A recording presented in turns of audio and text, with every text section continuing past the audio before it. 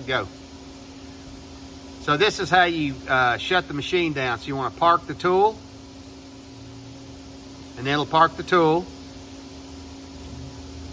Then you're going to shut this off. Go ahead and shut that off too. Shut down all the programs.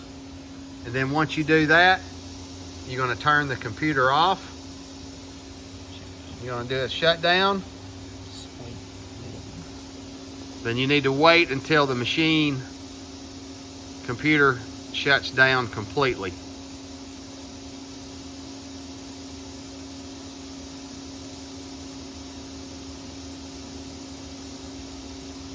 Once it shuts down completely, it's now safe to turn off the computer.